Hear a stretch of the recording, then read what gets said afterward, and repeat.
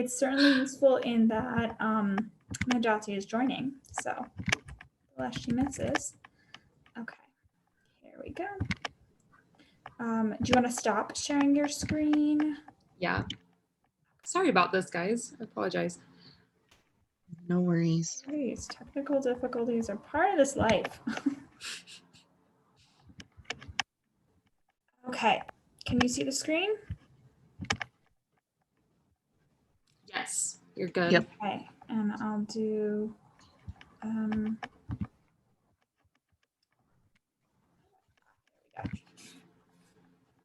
okay. Great. Okay, so officially welcome to session 2 on setting up a Square storefront. So we're going to go over what is Square, how to make an account, and then the 3 things that I thought were most important when you're first starting, which were getting your bank account information in, creating your first menu items, and customizing your receipts. You'll see when we get onto Square that this isn't necessarily the order they want you doing things, but to me this made the most organic sense. If you want to go to the next slide, Anna. So what is Square? This is ripped straight from the internet, and as you can tell, it doesn't make a lot of sense. Basically, Square is how you can manage your website online. It's a POS or point of sale system, so it helps you manage sales, pay taxes, get stuff to your bank account, and has a lot of scalable tools. Like through Square, you can manage employees, stuff like that. So it's a good tool to have for your business as your business grows. If you want to go to the next slide. So all these things as well, create menus, manage employees, and market your restaurant. And the reason that we chose Square for part of this is obviously Spice Kitchen uses it a lot, but it's really well used in the industry. Something I've noticed a lot since putting this presentation together is that almost every restaurant I looked at their menu, it's a Square website. So this is something a lot of people are using, not just people doing food boxes, but also really well-established like brick and mortar businesses. So I know this looks like there's a lot of cons. There aren't a lot of cons. They are free to get started. Most of their functionalities that you're going to want to use are free. Those premium ones are things that when I was reading over them didn't make a lot of sense to me. So it's a good starting space and can be scaled up as you scale up your own restaurant. Do you want to go to the next slide? This might be my favorite thing about Square. It's free. They charge those processing rates, but they're pretty minimal for most orders, and not a lot of other companies are offering this sort of service for free. So hopefully I've sold you on why you might want to create a Square account. We'll go through this pretty quickly. Creating the account itself is pretty straightforward. The only thing to keep in mind when you're going to this is you're going to want to do a Square for restaurants. Square offers their services for a lot of different types of businesses. Another thing we at the IRC do is for like small artisans. You don't want to be in one of those, but in specifically for restaurants, because that's where you'll have tools like menu creation, customizing receipts for restaurants, stuff like that. And these next slides we can go through pretty quick. It's just the standard stuff for when you sign up for any account, like your name, email, restaurant name. The only thing of note here is that you don't need to worry too much about the what type of restaurant is it question, because that can be changed. And just like that, you can set up your own Square site for your restaurant. So this is the main dashboard. Mika, does this look familiar to you? I have seen this so many times now. It's where you'll kind of get everything going for the Square page. Do you want to go to the next? Okay, so adding your bank information. I chose this as a first point because it's quick to get done, and because who doesn't want to get paid through their Square page? It's a good first step. So just a note for everyone, it's important to have a business bank account just for your business. I know a lot of people, when they're starting out their small business, have their business kind of run through their own personal account.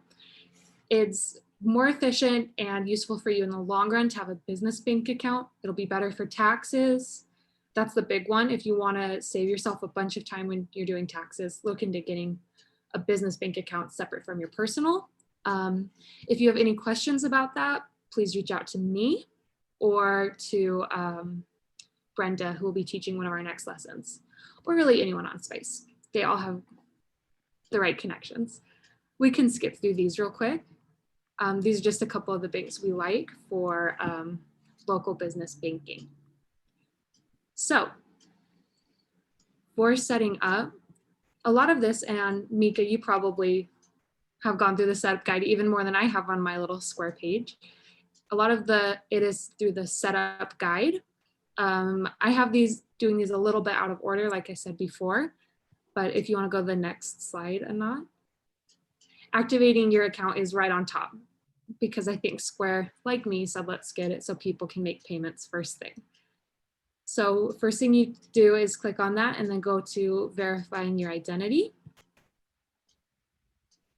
Don't check in, you don't need to be setting up your account right now, but this is how it will look. Something to point out, if you can go back real quick, it needs the last 4 digits of your social security number or your tax number.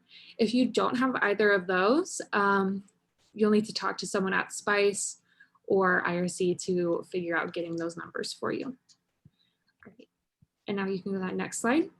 So next is where you actually link up your bank account. For this, you need to have, if you want to go to the next slide real quick. And then the next one. Square's a little clicky. You have to go to a page and then a page and then a page to get to what you want, but they're all full of good information. So it's the routing number and account number. I didn't put in my own account and routing number, so you guys didn't have to see my own sad little bank account. These are all things you can find on like a checking statement, your activity from last month. If you just scroll around a little bit on your own banking page, you can usually find it. So this is when we get into menu setup. Mika, I'm guessing your page will have a lot more menu items than mine. It has one little menu item. How many do you have with your boxes? Do you have separate menus for each box or one per box? I'm curious how you manage those before we get going more.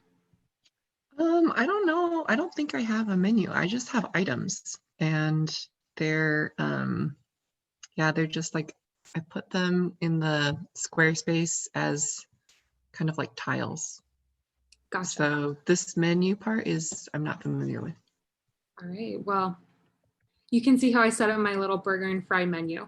So if you can go back real quick, Anat, to right here, these little tiles are kind of where I think of as a lot of the work of the restaurant getting done. So it's important to kind of familiarize yourself with those. They can be really helpful, and also you could get lost clicking on all the things in them, as I have. All right, if you want to go to that next one. So here's where we can create a menu. This video, it basically has all the information I am telling you in a quicker way if you want to go back after this and look into menu creation. So for my restaurant, it's Claire's Sample Restaurant. Most people will only have one restaurant location as we set this up, but if you had multiple, you could add it to different. And then for the menu name, I did something easy, just name it like food box or delivery box, but you could also name it something like breakfast menu, lunch menu, dinner menu.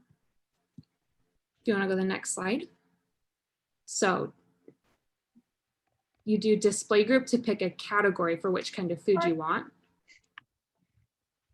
So it'll pull up a bunch of different categories. You can scroll down to find the one you like best. For example, if in your food box, you're going to have different kinds of items, like if you are giving people to add on a dessert, add on a different side, this is where you would do that.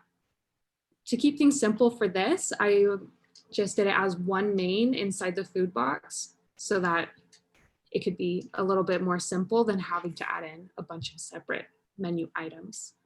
Do you want to go to the next slide? So This is two different screens together. Sorry, I know it's a little hard to look at, but you're going to do add new item and then type that in. My new item is burgers and fries, and then click to add it. So obviously you guys probably aren't doing burgers and fries in, you know, high tea boxes. I don't think they would fit in there particularly well. So name it after whatever's going into your food box. And then next slide. So this is also where you will add in the price. It's not where you add in tax, it's just the base price for the item. Do you want to go to the next slide? So there we go. First menu item is in there. You can add more menu items and put them into the same box, or you can add menu items into different display groups. So I know that was really quick and probably very confusing. Mika, when you do it, do you usually do just add items? Can you go back a knot? Yes. So instead actually, of so I just pulled up group. my own, and it says invoices. It doesn't have the menu button. So I might not be in restaurants. I don't know what I did when I first started it. So yeah, you might not be in restaurant. The good news is Square is pretty forgiving.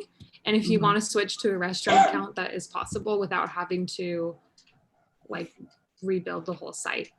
So okay, yeah, because this kind of looks like the create item, you know, button, and then there's like a menu, right? Or I guess like a list of all of the items that you have, but it isn't in like a menu format. I don't know. Gotcha. Well, yeah, it might be better for simplicity just to stick with how you're doing it, but it is possible to switch which kind of business you're operating, which is nice. I feel like with a lot of other things, once you make that decision, they're not as forgiving and make you stick with it. So, all right, do you want to go forward to customizing receipts?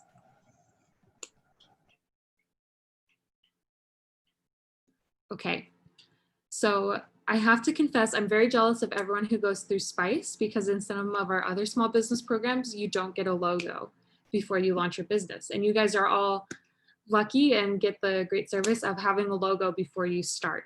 So what we're going to do here is get that logo and a bit of customization put onto the receipts on Square. Do you want to go to that next slide? So back to that home page and the setup guide. And then go ahead and go to that next slide. So we finished activating the account to take payments, and now we're on to customizing those receipts. So obviously this receipt is not very cute, and if you got it, you would not be very impressed with the branding from the restaurant. So the first thing we're going to do is add in that logo. It's just a drag and drop from your computer. So if you want to go to that next slide.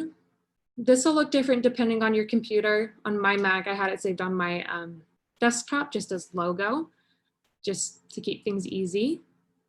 And then you either have to have it saved as a JPEG or a PNG, which are pretty easy to convert to if you have any questions on that.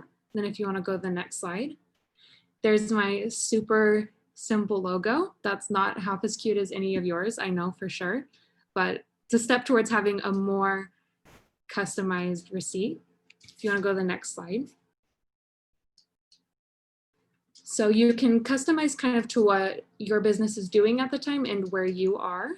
So if you want to have an item description, this can be helpful, especially if your food box is just called food box. You can list what's inside, or if people have any allergens, something like that, having that on the receipt's a good confirmation and a good way to perform customer service by saying what's going on, knowing that they're paying attention.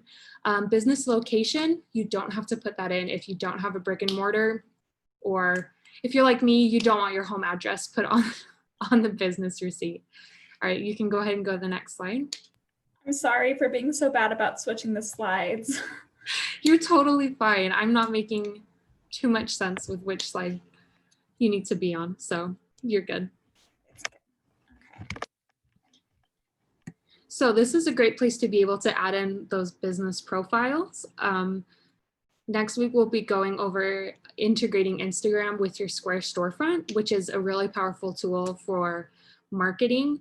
But having that on there, hopefully your food's amazing and everyone wants to follow you on Instagram, right? So be sure and put in that handle as a place to do it. This is also a place for you and Rob where it'd be great to sell on Square and then add in your website so people know you have a bunch of different ways to find you online. If you want to go to the next slide real quick. So this is a good place to put in refund policies, thank customers, stuff like that, just to avoid any confusion about returns or exchanges, things like that. Hopefully no one will want to return anything, and you can certainly put no returns. But all right, and if you want to go to that next slide. Reach out with any questions. We're absolutely here to help you. I think Square is great. If I can set up a website, I know you can, but we're here to help you with any questions you may have. Then if you want to go to that last slide, it just says questions. So, Anat, do you want to stop sharing real quick? I'm just going to ask you guys real quick. What would be most helpful for you to hear about going forward in the Sell Your Own Food Box series, especially with Square or your online presence? What would be the best for you to hear about in our next 2 sessions, just so we can add it in? And then if you have any questions about Square from today. Knowing that we are already planning to talk about Instagram, integrating Instagram with your Square, Google Business, food photography,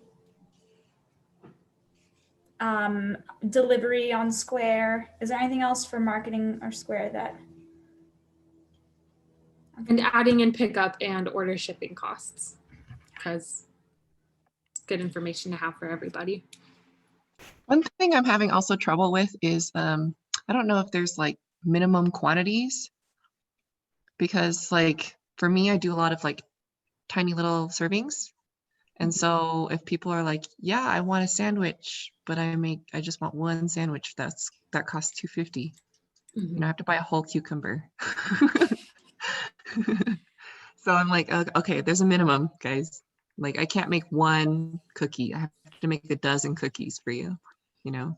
And like sometimes, so like for the custom boxes that I do, I put like a minimum of 8 boxes right now.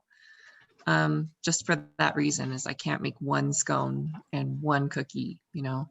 And so people will have some trouble with like trying to understand or navigate that.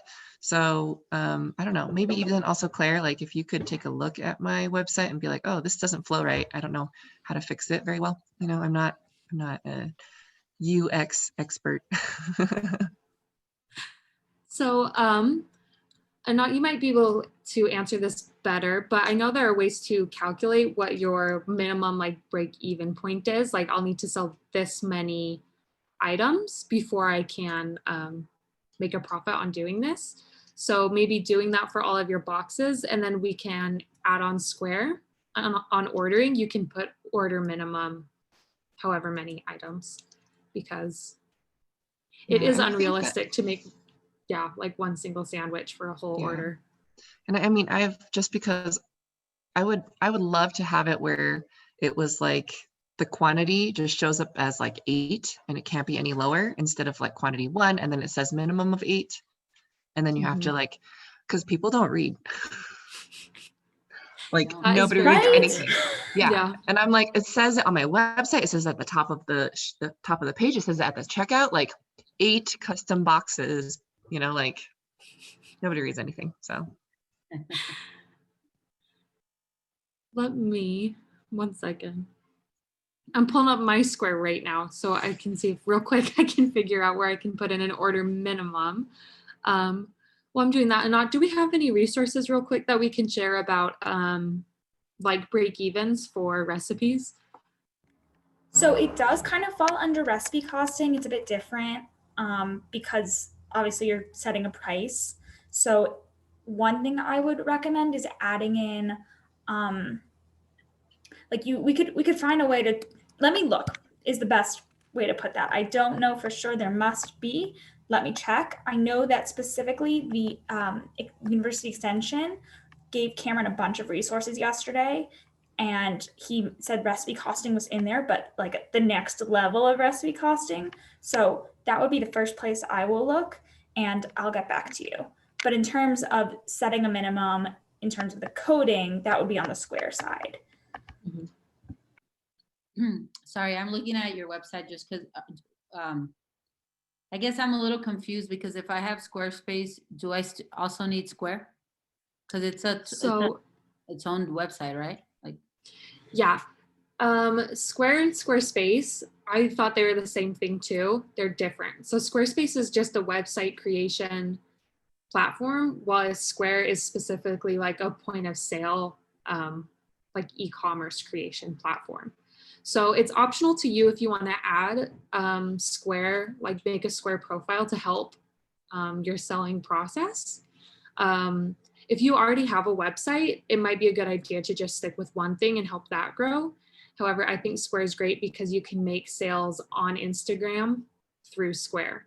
So it's a useful way to kind of like integrate different selling platforms. okay. Or you can add it so that when people are ordering on your website, it boots them to your Square website and they order through that platform, just to kind of integrate ordering. Okay. I didn't explain that very well, but it's optional to you if you want to add that in as just well. because Squarespace has its own, I guess, point of sale because it comes with like it does all of that. Yeah, I was just trying to understand if it was beneficial to have both, I guess. And then, Yeah, I mean, this is my own personal opinion. Don't try and do two things when you're doing one thing well. You know, it's better to really make good sales on one instead of trying to like, I'm not great at multitasking. Trying to manage orders on two different websites sounds incredibly overwhelming. So if you're happy with how your website is right now, I might just stick with that, but that's completely up to you. okay, and then Mika, I was just trying to like figure out, not because I know a lot, but just because I also had to figure out things with my ordering, like with the tamales, like people have to order either a dozen or a half a dozen. So I wonder if instead of having like one sandwich, you can have like a six, like one of the choices is 6 sandwiches. And then have a second choice for I don't know, I'm trying to think, I don't know, like another 6, you know what I mean? So then if they wanted Yeah. 12, they would order 2 sets. Right. So what I ended up doing was I have like 8 custom boxes. Each box costs $20. So now quantity 1 costs $160 because $20 for 8 boxes is $160. Okay. Right. And so, but then the complicated part comes in is it's a custom box. So there's a variety of like sandwiches that they can choose from. And some of them are like more premium. So they cost like $1 more. Right. So then I was like, okay, well then, so they would cost $8 more, right? If they bought 8 boxes, or, you know, some of things cost $2 more. So then it would just kind of add up. But then like if they wanted 10 boxes, how would they add to it? Right. So then I was like, okay, well then you can just do like additional boxes. So I did like a drop down where it's like additional boxes, and I put like 9 total boxes and it would add $20, 10 boxes and it would add $40. But then that doesn't add for the extra sandwich cost, right? So if they wanted 9 sandwiches, it would be $9 extra. So then, I mean, it's like a smaller number, but Yeah. you know, in food, the margins are small enough anyway, so everything counts. Yeah. So then I'm like, okay, well then how do I get an additional, I don't know, if they bought 14 boxes instead of 8 boxes, then I would need to charge them an additional 6 boxes, or, you know, 6 for all the additional premium things. Okay. So I'm just trying to like figure out Yeah. how it would be a little bit easier, because there's so many like custom things to it, Yeah. without like cutting out, just being like, you know what, I don't want to make these products because it's a hassle. Yeah, I think it's okay to do custom, but like you said, the pricing, if the pricing is off, then that's when it gets hard. I don't know. I think I think I would either maybe have two different boxes, a premium one and like the other one, whatever. And then like, so anything custom on this box would be like, would cost more. So Cost no 20 matter, bucks each. Yeah. Yeah. And then this one would cost like 25 bucks each. yeah. And then I mean, you that's can, not a bad idea.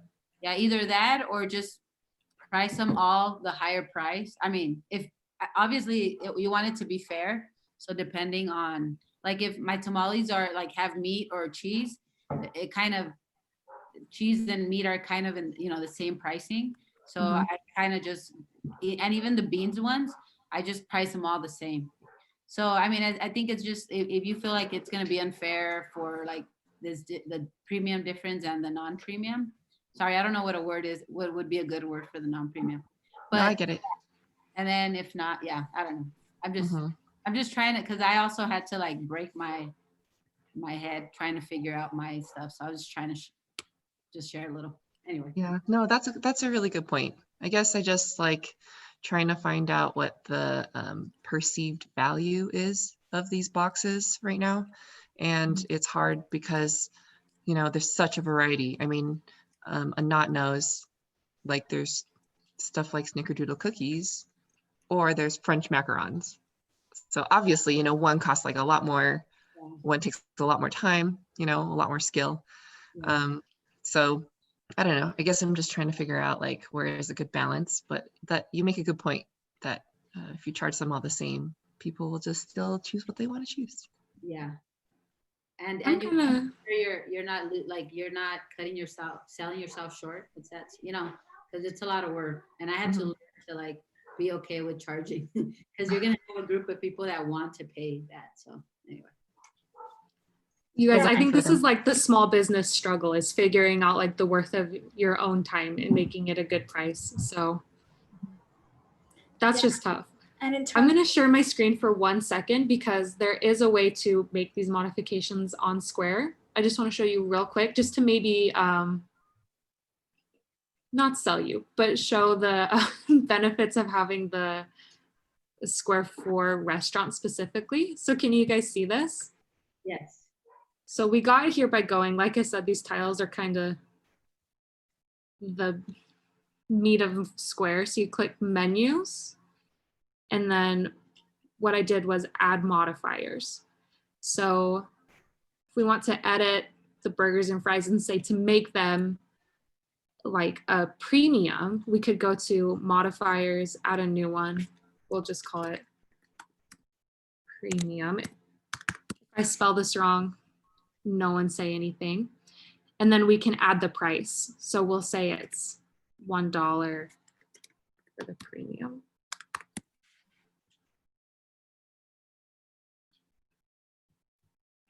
So you don't need to like remember that instantly or anything, but there's ways to do that just to be sure that you're getting your money's worth for the more expensive items.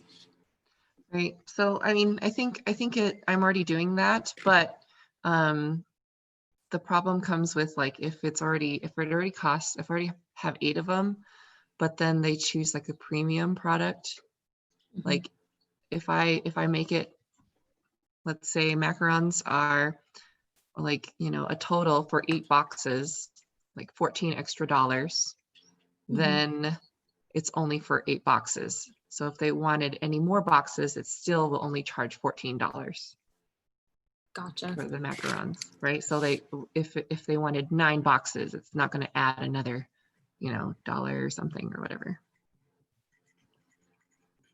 I will figure it out and email you a guide, or we can get it added in. this is like those ads where someone calls customer service and then it's an actual person. They're like, what? A person can help me? Right? And Claire's email is definitely in those slides and in the resources in the contact sheet that I sent you. So are you guys okay with me sending your emails to Claire so she can reach out to you? Cool. Mhm. Do you guys have any other questions? I know that was like a lot of information really quickly. That might have been of varying use to you, but if you have any questions about what we went over today or questions about what we'll be going over in other sessions.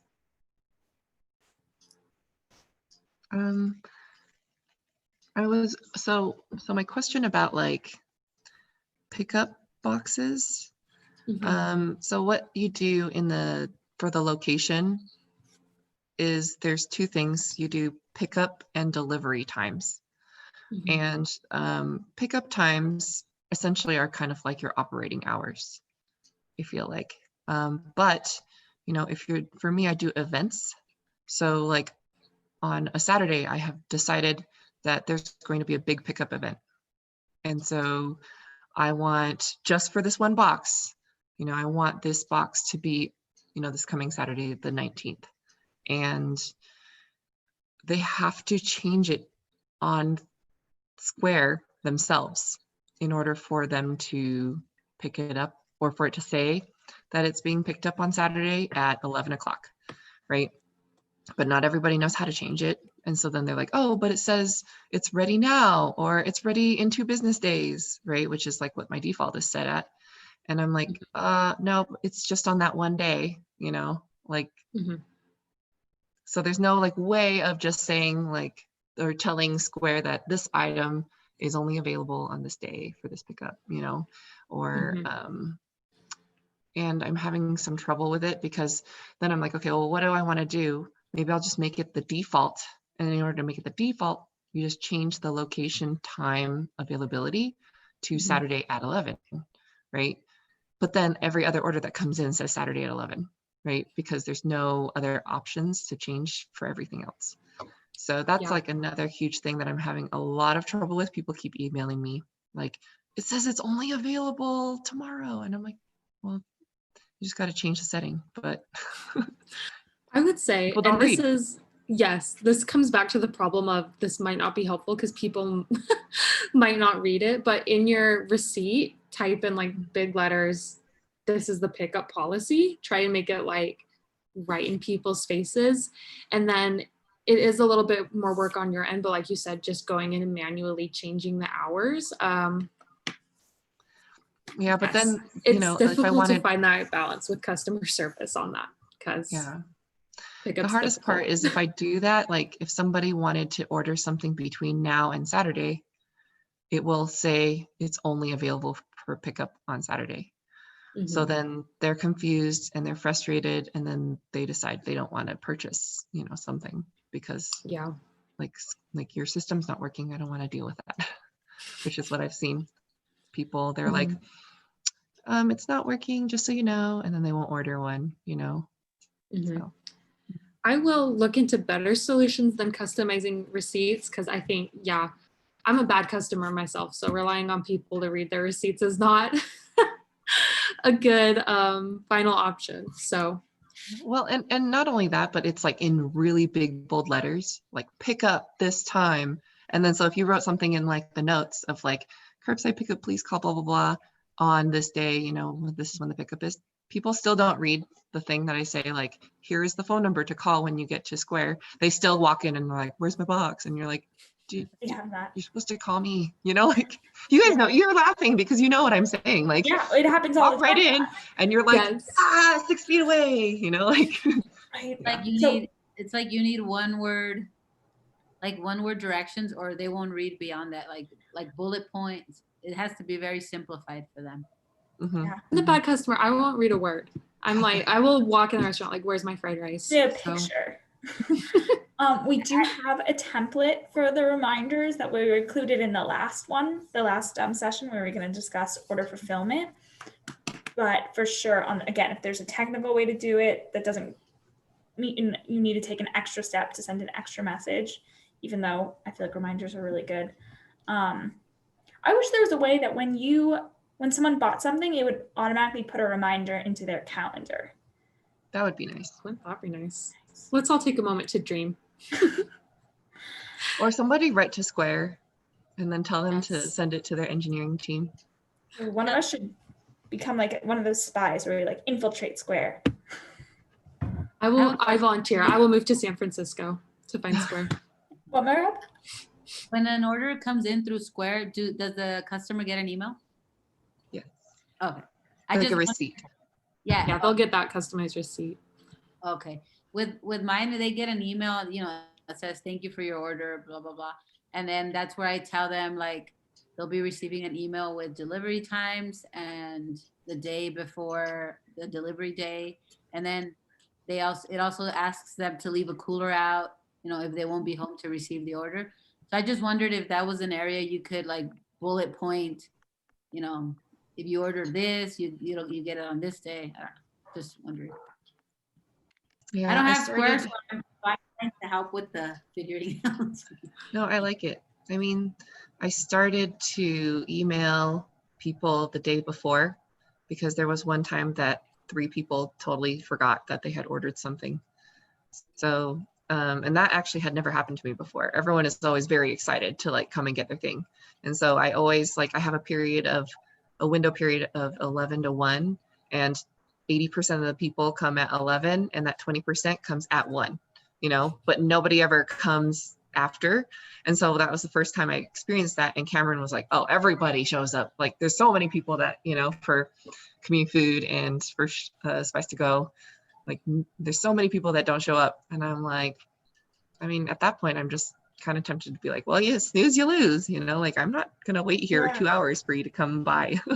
Sometimes it's a bonus credit customer service. Like Cameron will drop it off on his way home, or we'll be like, okay, well, we're going to be in the kitchen, so if you want to come tomorrow, you can pick it up. It's definitely additional work. Wouldn't recommend that in terms of work-life balance. But on the other hand, sometimes we get free food because people don't pick it up. I just want to check in, Najati. Do you have any questions? Not sure if you're there. I can check in again separately. Yes. Yes? Do you have any questions? Question? Yeah, I understand good. So I was just having a question for that.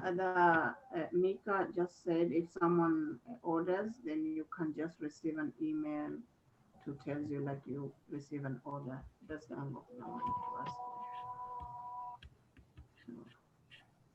So are you asking how to make sure they get that email?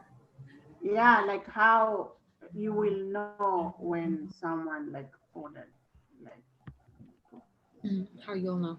So through Square, you can set up to get notifications or just be checking your Square page, especially if you do orders at certain times, just being on top of that.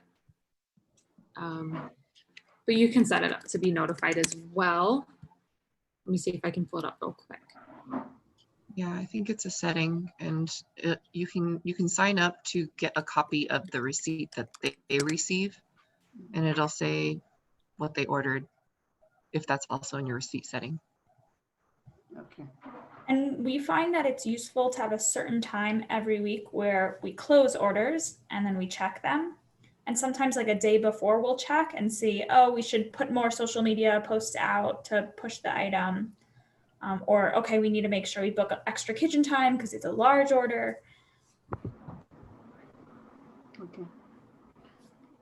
I also wish that Square would, if they scheduled like a pickup time or a delivery, they could put that into a calendar so that I don't have to keep checking what time that they decided to pick up at. You're not running a business anymore. You're running like a software development firm, because these are great ideas. That would be super useful. I would add, while you're still looking for an visual for Najati's answer, there are other websites and ordering systems that, for example, we talked to La Cucina, the organization in San Francisco, and asked what their recommendations were, and they're going to hopefully be on a panel for the Food Entrepreneur Roundtable conference that Jackie's organizing in February. And so Square is great, but it's not the only option. So we will have a session discussing other online payment systems And if you are really looking for something else, I can send you the 2 that they recommended. But I think they require more work to set up because they're not as accessible. Mhm. I mean, just to kind of defend our decision to go with Square, I mean, it's something we use for other kinds of businesses as well, not just restaurants. I just think it's accessible for people. And as small business owners, the last thing you want to have a headache about is like your online management and your point of sale stuff. You want to focus on your products and, you know, making sales. So having something that's a little bit easier that you can maybe grow out of one day is really helpful. But it's all about finding what's right for you. Maybe it's Square. Maybe it'll be something else you hear about at the Food Entrepreneurship Roundtable. Mhm. Okay, maybe Claire, you can email Najati the answer if you haven't found it. I just emailed you everyone's emails. Thank you all for joining session 2 Thank of you. 5. Thanks for setting it up. Yeah, please continue to give us feedback on things you want to see because it's never too late for us to make a change. We're always making changes until the last minute. And the next one will be about Instagram, integrating it into Square, and additional advice about a social media strategy and food photography and future opportunities to use some equipment.